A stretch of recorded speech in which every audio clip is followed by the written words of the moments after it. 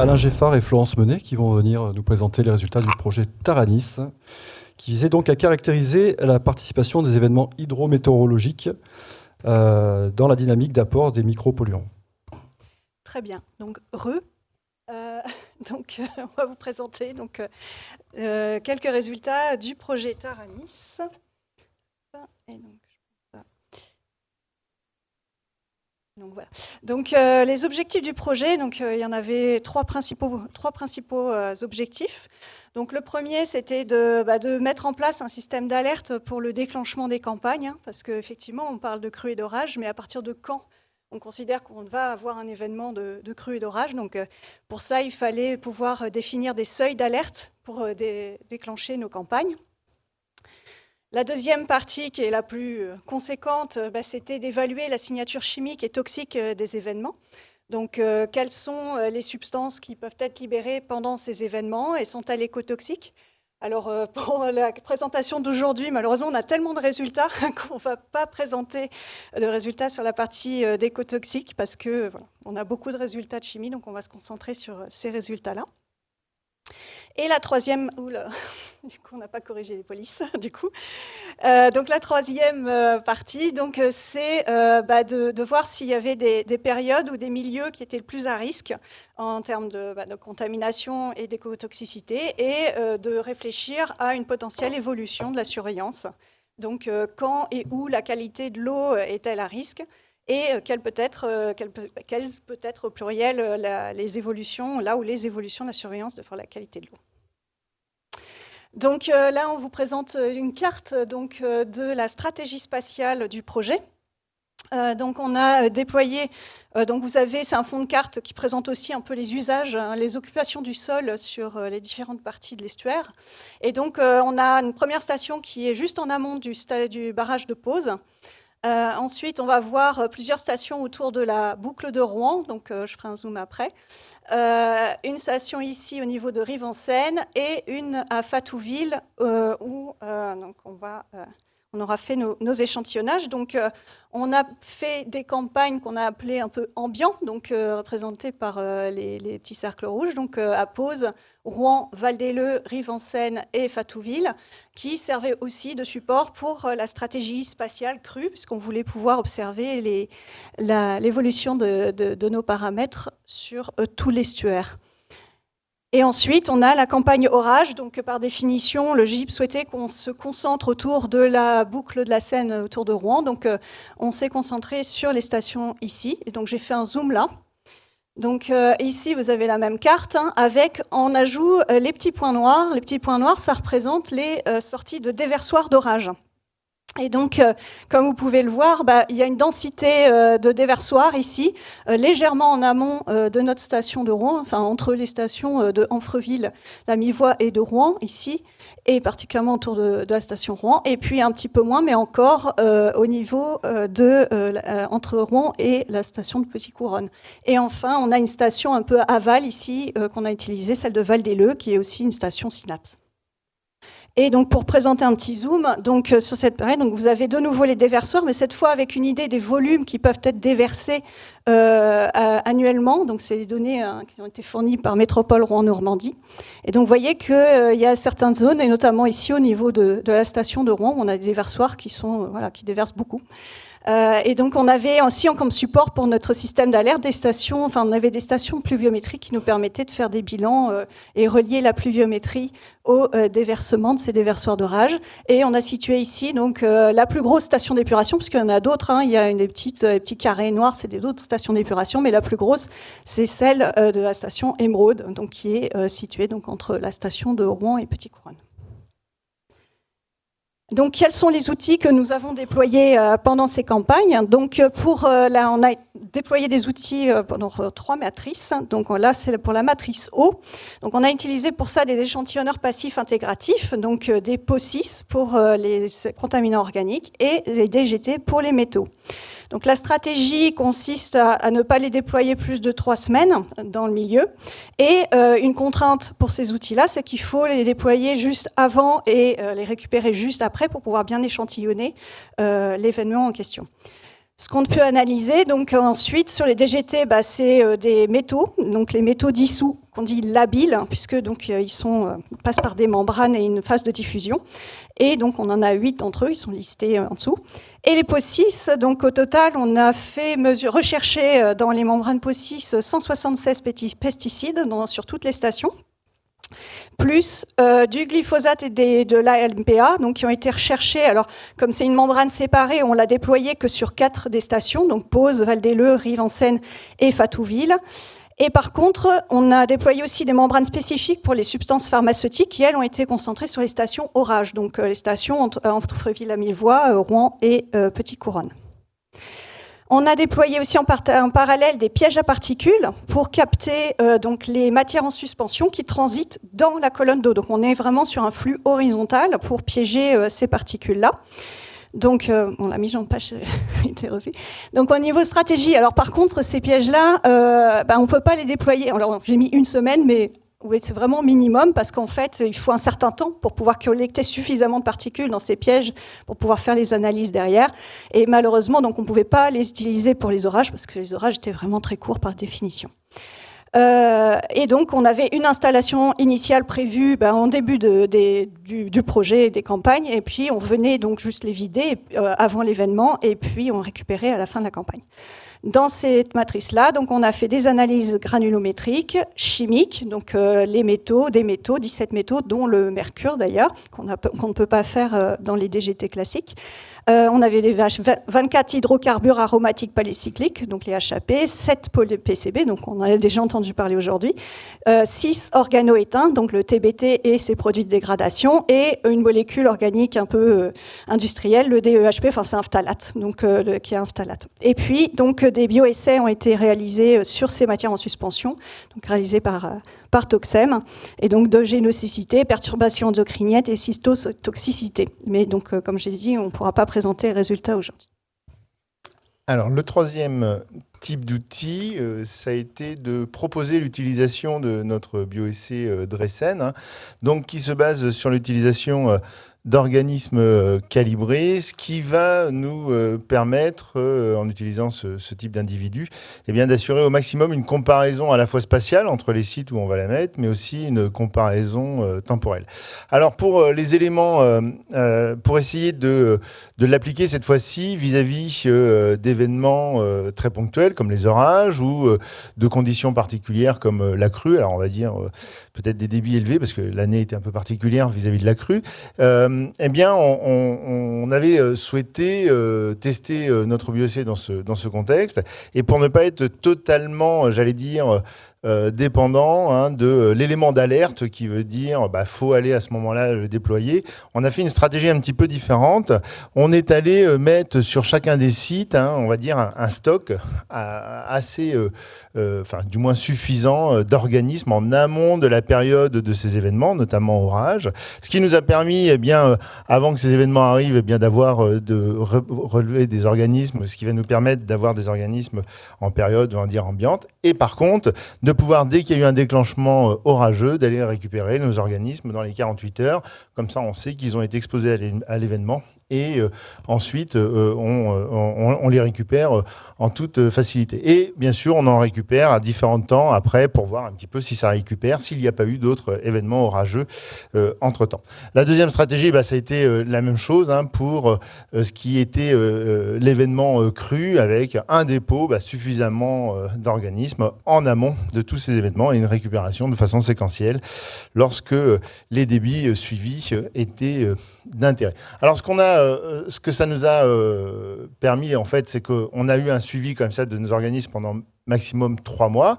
On a fait des analyses. Alors nous, on est resté sur de la chimie, j'allais dire, où sur la Dressen, c'était des éléments bien caractérisés, donc éléments traces métalliques, HAP, PCB. Et on s'est intéressé aussi, donc ça c'est un peu plus récent, à sa capacité d'accumulation d'un indicateur de contamination virale d'origine fécale, un bactériophage, l'ARNF spécifique, et notamment son caractère infectieux, ce qui nous permet de détecter quelque chose, un événement récent. Ce n'est pas le génome de ces bactériophages, mais bien le caractère infectieux de ces derniers. Et donc, en effet, on a aussi réalisé la mesure de biomarqueurs, mais je l'ai mis en gris, comme l'a dit Florence, puisque on ne présentera pas les résultats aujourd'hui. Donc pour vous expliquer un petit peu comment ça se passait un peu concrètement, donc pour déployer nos stratégies, enfin justement cette notion de système d'alerte. Donc on a fait à l'aide des données fournies par Métropole Rouen-Normandie, on a pu faire des bilans en fait des campagnes, en faire le lien entre les pluviométries et les déversoirs d'orage, ce qui a permis de définir des seuils d'alerte orage. Donc on a défini pour 2 types d'orages, ceux qui sont modérés et un peu longs, on va dire, en durée. Donc pour ça, on avait un seuil à 5 mm par heure et à 10 mm tous les 3 heures. Et un deuxième seuil pour des événements qui peuvent être plus rares, on va dire, donc, mais qui pourraient être vraiment intéressants d'échantillonner, les intenses et courts, avec un premier niveau à 10 mm en 1 heure, ou de 15 mm et ou de 15 mm en 3 heures. Et donc pour ça, pour pouvoir utiliser ces seuils-là, on a fait appel à une prestation de Météo France, donc qui nous a mis à disposition un portail extranet qui nous permettait de visualiser à 24 heures jour, à 24 heures 2 jours et 9 jours, donc les tendances sur la pluviométrie, et puis un tableau ici d'alerte avec nos seuils qui nous permettait de savoir si dans les jours qui venaient, on risquait d'avoir ce seuil. Et après, on restait vigilant le jour même, donc on avait accès au modèle Arome de Météo France qui nous permettait de visualiser jusqu'à 3 heures d'anticipation. Là, par exemple, on a le boucle de Rouen et on voit les cellules orageuses qui vont se rapprocher donc, de notre zone, donc potentiellement passer sur nos sites et donc provoquer notre échantillonnage.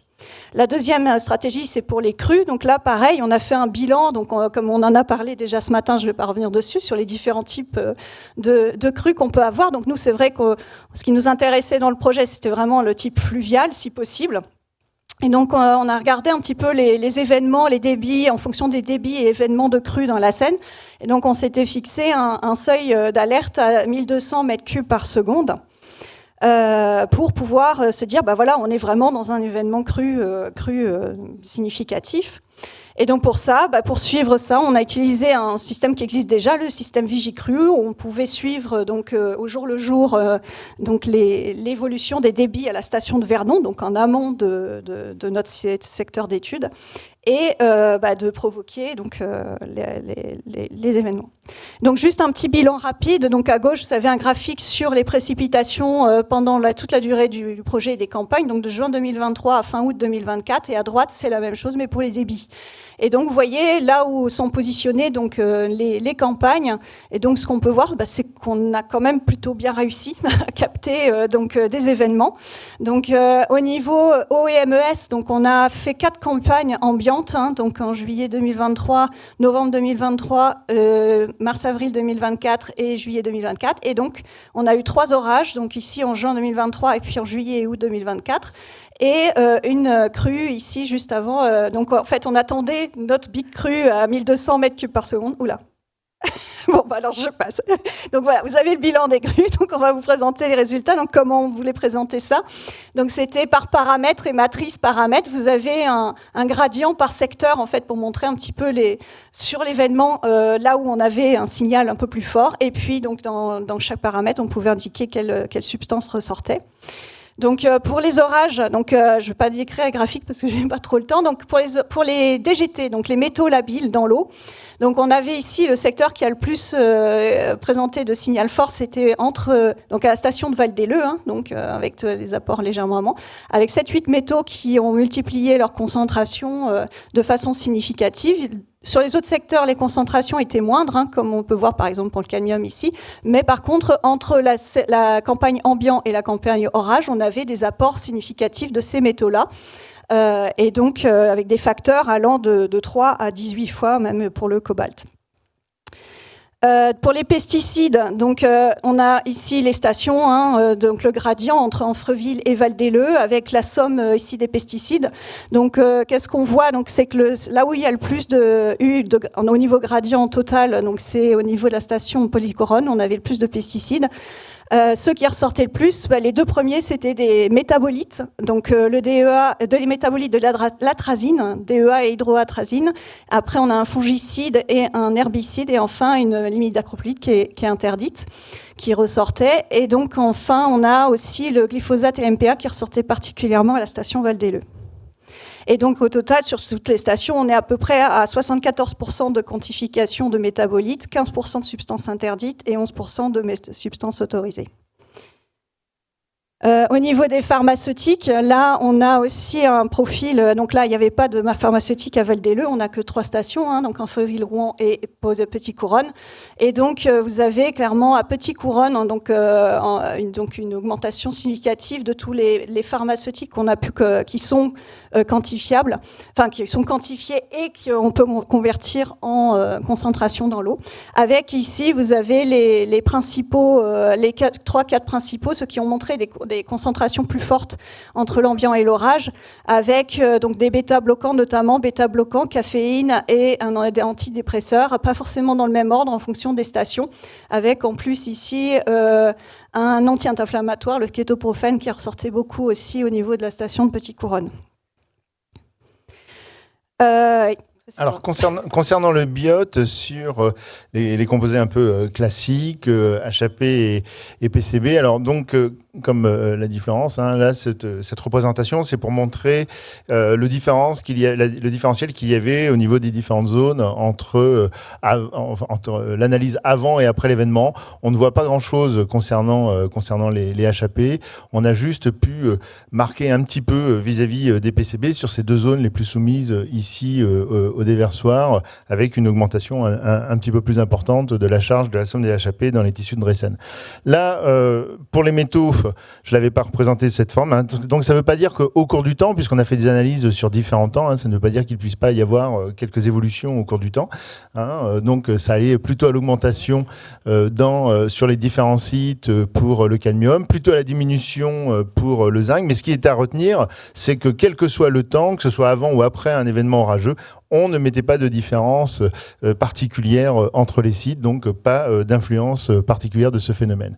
Là où ça devenait un petit peu plus instructif, c'est concernant notre indicateur de contamination virale d'origine fécale, où là, cette fois-ci, celui-ci, il marque parfaitement les gradients qu'il peut y avoir entre les différentes zones, avec quelque chose de particulièrement faible ici en amont d'Infreville, quelque chose d'assez bien marqué au niveau de Rouen, hein, donc bien dans l'explication avec les déversoirs d'orage, en l'occurrence, quelque chose d'un peu plus dilué ici entre Rouen et puis Petite-Couronne, et puis quelque chose qui était même nul sur le site de Val-des-Leux.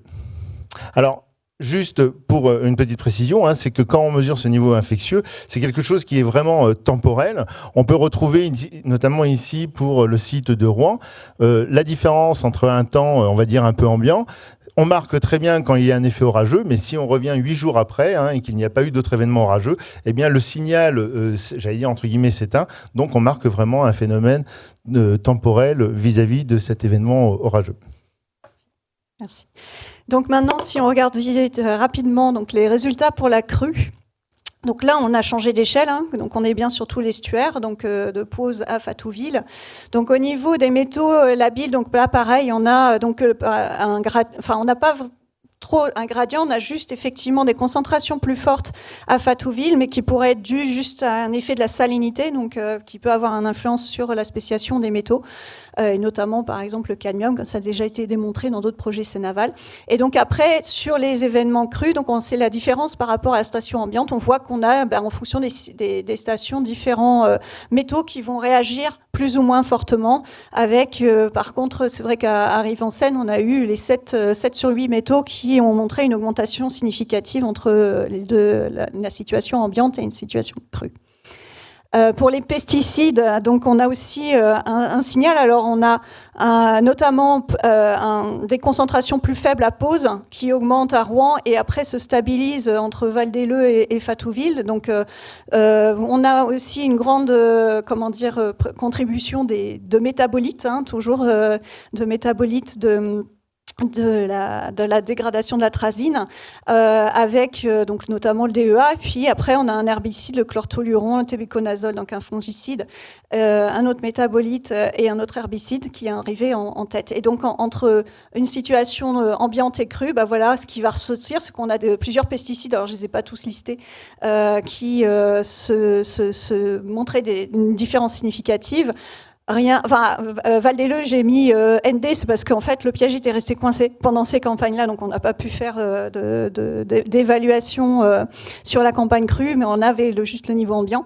Et puis, glyphosate et en MPA aussi qui ressortent au niveau de Fatouville, entre la situation ambiant et crue.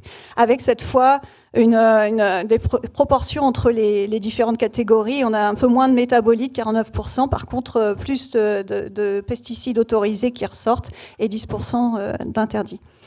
Sur les pharmaceutiques, là par contre, du coup, on voit presque plus rien. Donc on avait pareil, donc on n'avait pas pu récupérer à Val-des-Leux, donc on a juste les données. Donc ah oui, non, c'est juste que seule pour la stratégie crue, seule la station de Rouen était équipée. Et donc pour la station de Rouen, là on voit la différence entre la campagne 2023, mars 2024 et avril 2024. Et donc on a quand même des niveaux de débit qui sont importants, mais donc c'est surtout la caféine qui va ressortir ici, notamment au niveau de la crue ici, qui est la caféine qui ressort plus. Et pour les matières en suspension, donc les métaux capturés par les pièges à particules, donc là par contre on voit un vrai gradient décroissant de la Terre vers la mer, avec des concentrations plus fortes à pause et qui diminuent vers la mer, avec ici par contre des différences, notamment en argent et en mercure, qui ressortent à Fatouville entre la situation ambiante et la crue. Et pour les organiques, donc là par contre effectivement on a un stock des organiques qui ont été quantifiés dans les pièges, dans les matières en suspension, donc c'est HAP, PCB plus TBT ici, qui sont plus importants à pause et relativement équivalents, légèrement plus élevés à Fatouville. Et donc vous avez les signaux des HAP ou du TBT notamment plutôt en aval qui peuvent ressortir. Alors, concernant l'Andrécienne, contrairement au phénomène d'orage, qui a été très ponctuel et localisé, là, on s'est intéressé donc sur une échelle géographique plus importante et sur un événement plus long. Alors, ce qu'on a pu signer au niveau de l'Andrécienne sur l'échappée, c'est plutôt une tendance à la diminution de la concentration entre ce qui se passait en amont et ce qui se passait en aval. Alors nous, forcément, on n'était pas jusqu'à Fatouville puisque c'est un milieu salin.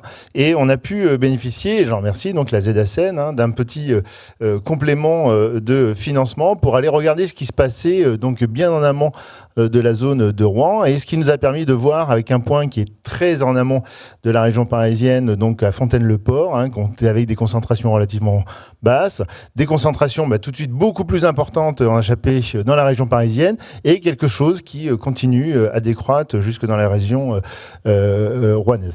On a de façon intéressante, avec les mêmes supports, le schéma totalement différent concernant les PCB, avec quelque chose d'assez faible, là aussi Fontaine-le-Port, qui commence à augmenter dans la région parisienne, mais qui en gros ne fait que de croître jusque dans notre région d'études sur les PCB. Et enfin, sur notre dernier indicateur, on a un schéma qui se rapproche un petit peu de ce qui est observé sur les HAP. Et donc, en fait, ce qu'on peut remarquer, que ce qu'on peut mesurer en amont dans la région de Rouen, donc ici pose Rouen et ainsi de suite, peut déjà s'expliquer par des charges particulièrement importantes qui arrivent vis-à-vis de l'amont de ces zones, et notamment de la région parisienne, avec des choses forcément beaucoup plus basses quand on est encore en amont de la région parisienne. Voilà. Et donc, pour conclure rapidement, sur la question des périodes et milieux à risque, finalement, on voit que l'impact des orages et des crues ont pu être observés en fait un peu avec toutes les matrices et via les différents paramètres. Ce qui est vrai aussi pour les marqueurs de toxicité dans MES et le BIOT, mais bon, on n'a pas pu vous les présenter aujourd'hui, on a déjà dépassé notre temps. Et donc, on voit aussi qu'il y a différentes périodes qui apportent différents types de risques selon les paramètres et les matrices. Donc, ça va être difficile de dire, voilà, à telle période, c'est tel secteur qui est le plus à risque, parce que finalement, on voit qu'en fonction des paramètres, c'est pas forcément les mêmes. Et puis, donc, parce que effectivement, les risques vont aussi dépendre des pressions, apport par les déversoirs d'orage ou d'usage des sols. Et pour ce qui est de l'évolution de la surveillance, donc chaque outil, on voit que chaque outil finalement apporte des informations utiles. Donc on a vraiment un intérêt de coupler en fait les matrices dans la surveillance, parce qu'on peut avoir une vraie complémentarité, en prenant en compte quand même les contraintes propres à chaque type d'outil. Donc par exemple pour les échantillonneurs passifs, c'est vrai que ça demande un peu plus d'opération terrain, parce qu'il y a vraiment une mise en place avant et après, et des durées d'immersion peut-être plus courtes que les autres. Et la question par exemple de facteurs pour la conversion en concentration, notamment pour les PO6. Les pièges à particules, donc ce qui est juste un peu lourd, c'est vrai que c'est l'installation initiale. C'est vrai que ça nous a demandé pas mal de temps et d'ingéniosité. Et donc ça demande aussi un déploiement suffisamment long. Et pour le BIOT, du coup, l'idée, c'est d'aller vers de nouvelles molécules aussi pour intégrer dans cette matrice-là. Et donc voilà. Et on pourrait proposer donc effectivement un dispositif de campagne pour des événements exceptionnels, que ce soit météorologiques ou accidentels. Par exemple, quand on aurait pu avoir un dispositif clé en main pour faire la surveillance, par exemple, de l'incendie de Lubrizol il y a quelques années, ça aurait pu être utile. Voilà, je vous remercie de votre attention. On vous remercie. Et les contributeurs. Merci. Merci. On prend éventuellement le temps pour une question. Alors, une question courte. Oui. C'est particulièrement intéressant ce que vous êtes en train de faire. Et on est dans l'attente des résultats finaux. C'est une question qu'on se pose actuellement au niveau des réseaux de surveillance DCE. On est en train de les faire évoluer et il faut répondre à de nouvelles exigences. Donc c'est le type de travaux qui nous serait utile d'avoir des résultats rapidement. Alors, autre point quand même, c'est pas une critique, mais vous avez identifié tous les déversoirs d'orage sur la zone de Rouen. En matière de pression de phyto, il ne faut pas oublier que se déversent sur la même zone 2 bassins versants qui sont des bassins versants érosifs qui ruissellent dès le moindre orage.